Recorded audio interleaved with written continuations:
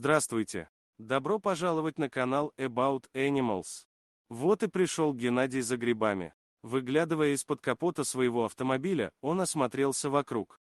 «Вот так поездка», — вздохнул он. «Ничего, подлатаем тебя», — мурлыкал он, пытаясь завести свою старенькую машину. Ему оставалось всего немного до места назначения, несмотря на то, что отечественный автопром оказался ненадежным. Но какое здесь великолепие! Подумал он, окидывая взглядом окрестности. Вдалеке слышался шум горной реки, переливающейся в своих чистых водах, а вокруг густые деревья возвышались к небесам. Некоторые уже оделись в яркие осенние уборы, демонстрируя свою красоту. Здесь воздух был настоящим целителем, особенно для горожан, привыкших к дыму и смогу. Несмотря на неприятности с автомобилем, у Геннадия было поднятое настроение. Он знал, что справится с ремонтом, как всегда. К тому же его ждала цель поездки — грибная охота. Он обожал грузди, маринованные со сметаной и жареной картошкой. Это удовольствие стоило того, чтобы пройтись по лесу. Размышляя так, Гена высунул голову из-под капота и вдруг оцепенел. Перед ним стоял внушительный бурый медведь, пристально глядя на него. Мужчина поспешно отступил, всеми силами стараясь придумать план спасения. Бежать от медведя бесполезно, это было ясно. Притворяться мертвым. Но это могло и не сработать, ведь зверь видел его живым. Мужества на такой отчаянный поступок у него не хватало. У Гены пронеслась мысль за мыслью о спасении, но в итоге он решил бежать к реке и, оттолкнувшись от берега, погрузился в холодные воды горной реки. Холод воды был обжигающим, и Гена, выбравшись на поверхность, с глубоким вдохом втянул воздух. Однако течение было сильным, и он не мог выбраться на берег. Страшнее всего было, когда он обернулся и увидел, что медведь идет за ним.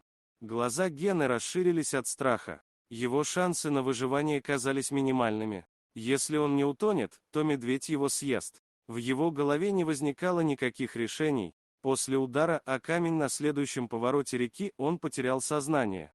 Придя в себя, он обнаружил себя на берегу. Встрепенувшись, он пытался успокоить свое дыхание. Вода струилась с его одежды. Значит, это не сон. Но как он оказался на берегу? Гена поднял взгляд и увидел ответ на свой вопрос. Рядом стоял тот же медведь, внимательно глядя на него. «Что тебе нужно от меня?» — громко крикнул Гена, осознавая, что медведь мог его убить, но почему-то этого не сделал. Медведь ответил рычанием, вытягивая шею и демонстрируя клыки. Неожиданно зверь повернулся и медленно ушел в лес, оставляя Геннадия в недоумении. Только тогда Геннадий заметил, что шея медведя зажата в заржавевшей проволоке, глубоко врезавшейся в кожу. «Вот как!» — воскликнул Гена в изумлении. «Как я мог не догадаться, что ты просишь о помощи?» — прошептал он себе под нос.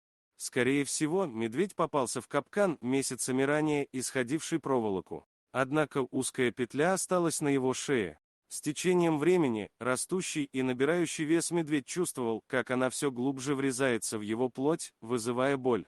«Бедолага ты мой!» Теперь Геннадий пытался успокоить медведя, чтобы тот не решил его атаковать. Насколько эффективен был этот метод, неизвестно, но зверь терпеливо ждал, пока человек найдет способ помочь ему.